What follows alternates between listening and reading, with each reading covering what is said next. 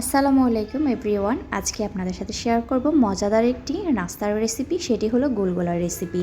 এই রেসিপি কিন্তু আমরা আগে প্রায় সময় খেয়ে থাকতাম, সেটি চায়ের দোকানে বেশি পাওয়া যেত।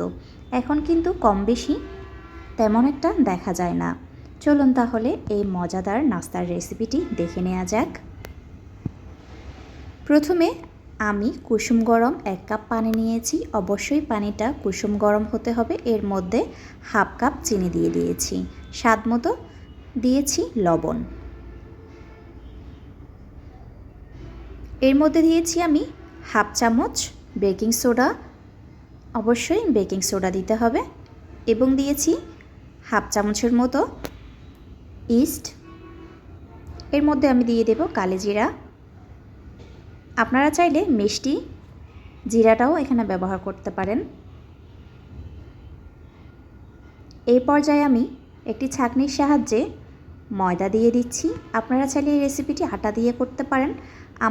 আমার কাছে মনে হয়েছে ময়দা দিয়ে করলে অনেকটা সফট এবং তুলতুলে হয়, পারফেক্ট হয় এই গুলগুলা রেসিপি। আপনারা আটা দিয়েও করতে পারেন, আমি কিন্তু আটা দিয়ে করিনি, সেজন্য আমি বলতে পারছি না।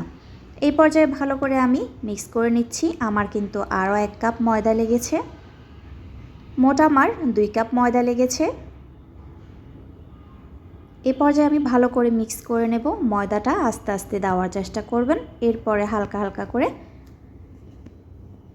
মিক্স করে নেবেন। দেখতে পাচ্ছেন এরকম আঠালো হয়েছে। এই পর্যায়ে ভালো করে একটি চামচের সাহায্যে আমি মিক্স করে নিচ্ছি এবং ফেটে নিচ্ছি। অবশ্যই এই কাজটা 2 থেকে 3 মিনিটের মতো করে নেবেন, তাহলে কিন্তু অনেকটা সফট হবে, পারফেক্ট গুলগোলা রেসিপি হবে। দেখুন আমি কিন্তু 5 থেকে 6 মিনিট রেস্টে রেখেছি, বেশি রেস্টে রাখার প্রয়োজন নেই। এর মধ্যেই কিন্তু পারফেক্ট ডো হয়ে গিয়েছে। দেখতে পাচ্ছেন কতটা আঠালো হয়েছে, ঠিক এইরকমই পারফেক্ট হবে। চুলায় আগে থেকে তেলটা ভালো করে গরম করে নিয়েছি, আর সবগুলো ব্যাটারে এরকম একটা ব্যাগে আমি পাইপেন ব্যাগে ঢুকিয়ে নিয়েছি।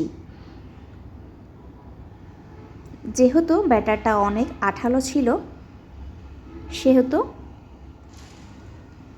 একটু আস্তে ধীরে করার চেষ্টা করবেন, তাহলে শেপটা ভালো হবে। দেখতে পাচ্ছেন আমার কিন্তু শেপটা তেমন একটি ভালো হয়নি।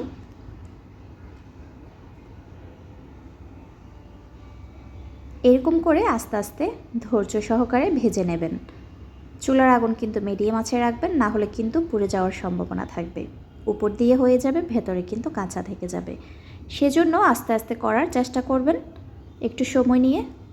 দেখুন গুলগুলাটা কেমন হয়েছে, অসম্ভব মজা ছিল এই গুলগুলা রেসিপিটি। অনেক সফট এবং তুলতুলে ছিল, দারুণ একটা ফ্লেভার ছিল। এই পর্যায়ে আমি তুলে নিচ্ছি। আপনারা যারা বাসায় ট্রাই করবেন, আশা করি আপনাদের অনেক ভালো লাগবে, এবং ভালো লাগলে অবশ্যই কিন্তু কমেন্ট বক্সে জানিয়ে দেবেন কেমন হয়েছে। দেখুন সবগুলো কিন্তু আমি ভেজে নিয়েছি, একটু ভেঙে দেখাচ্ছি।